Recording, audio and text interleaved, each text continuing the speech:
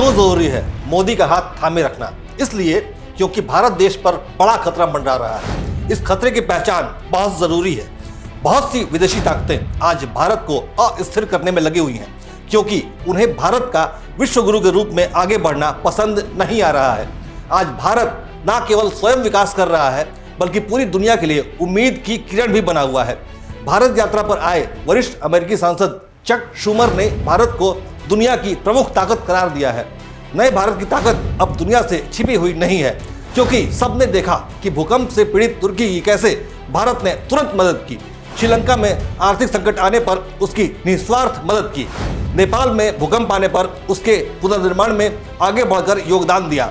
अफगान तालिबान भी भारत के गुण गाता है, क्योंकि भारत ने अनाज भेजकर उन्हें भुखमरी से बचाया है। आज दुनिया में पाकिस्तान के अलावा भारत का कोई भी दुश्मन नहीं है। रूस और अमेरिका दोनों से भारत के अच्छे संबंध है। ये एक बेहद यूनिक बात है। अरब देशों के लिए तो भारत जैसे तारणहार बना हुआ है। यूरोप के विकसित देश भारत से मदद की उम्मीद करते हैं। कई अफ्रीकी देश तो भारत की मदद पर ही निर्भर हैं। पूरी दुनिया आज भारत की तारीफ कर रही है, लेकिन यही तारीफ कुछ अराजकतावादियों को पसंद नहीं आ रही है। वो चाहते हैं कि भारत के लोग भी पाकिस्तानियों की तरह आटा चावल के लिए तरस जाए और भीख मांगे। श्रीलंका की तरह भारत में सिविल वार हो जाए। बांग्लादेश की तरह भारत की अर्थव्यवस्था भी डूब जाए। बर्मा की तरह भारत में सैनिक शासन लग जाए। लेकिन भारत तो लगातार विकास की सीढ़ियां चढ़ता जा रहा है। उसकी अर्थव्यवस्था दुनिया में 5वें नंबर पर पहुंच चुकी है और जल्दी ही भारत $5 ट्रिलियन की इकोनॉमी बनने जा रहा है। इसलिए ये अराजकतावादी भारत के खिलाफ लगातार साजिश करने में जुटे हुए हैं। इसमें से प्रमुख नाम है जॉर्ज सोरोस का, जो कि एक अमेरिकी अरबपति है।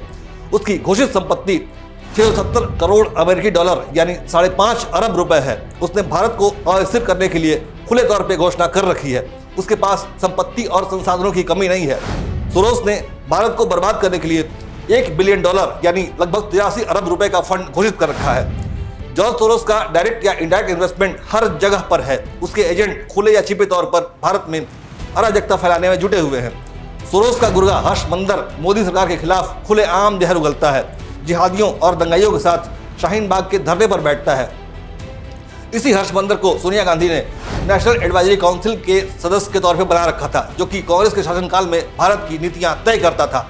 सोरोस का एक दूसरा गुर्गा सलील शेट्टी खुलकर सीएए विरोधी प्रदर्शन और देश विरोधी किसान आंदोलन में हिस्सा लेता रहा। वह कर्नाटक में राहुल गांधी की भारत जोड़ो यात्रा में भी शामिल हुआ था। इन लोगों के सबसे बड़े दुश्मन प्रधानमंत्री नरेंद्र मोदी हैं, जिन्होंने भारत को विश्व गुरु के पद पर स्थापित करने की कसम खाई है और उसके लिए दिन रात कड़ी मेहनत कर रहे हैं। यह मोदी सरकार की नीतियों की ही देन है कि कोरोना जैसी महामारी के दौरान भी देश में फूड सप्लाई कहीं बाधित नहीं हुई। फसलों का उत्पादन हर साल बढ़ता जा रहा है। महंगाई ने सीमाएं नहीं लांघी। दवा और दूध जैसी जरूरी चीज़ों की आपूर्ति लगातार जारी रही। कोविड काल से अब तक दवाइयों और वैक्सीन की कोई कमी नहीं देखी गई। गरीबों तक लगातार अनाज पहुंच रहा है। आज़ादी के बाद से अब तक सेना के लिए हथियार खरीदता हुआ भारत अब रक्षा उत्पादों का निर्यातक बन चुका है और ब्रह्मोस जैसी मिसाइलों का निर्यात कर रहा है। तेजस जैसे लड़ाकू विमान बना रहा है। प्रचंड जैसा अटैक हेलीकॉप्टर तैयार कर लिया है। पूरे देश में सड़कों का जाल फैलता जा रहा है। जल मार्ग तैयार किए जा रहे हैं। देश में रेलवे के नए ट्रैक तैयार किए जा रहे हैं। नई शिक्षा नीति के जरिए बच्चों को देश की विरासत से परिचित कराया जा रहा है, जिससे देश की नींव मजबूत हो रही है। ऐसे ही कदम देश विरोधियों की चिंता का कारण बने हुए हैं, क्योंकि वह अच्छी तरह समझ चुके हैं कि नरेंद्र मोदी ने जिस तरह से मात्र 9 सालों में भारत की बुनियाद इतनी मजबूत कर दी है, उनको अगर फिर से जीत मिल गई तो भारत को कोई रोक ही नहीं सकता है और हिंदुस्तान को कब्जे में लेने का उनका सपना कभी पूरा नहीं हो पाएगा। इसलिए पिछले कुछ दिनों से साजिशें तेज हो गई हैं। अडानी जैसे देश के प्रमुख उद्योगपतियों को निशाना बनाया जा रहा है। देश के खिलाफ लगातार दुष्प्रचार किया जा रहा है। सांप्रदायिक तनाव भड़काने की कोशिश की जा रही है। चीन और भारत के बीच युद्ध कराने के लिए हर तरह की कोशिश की जा रही है।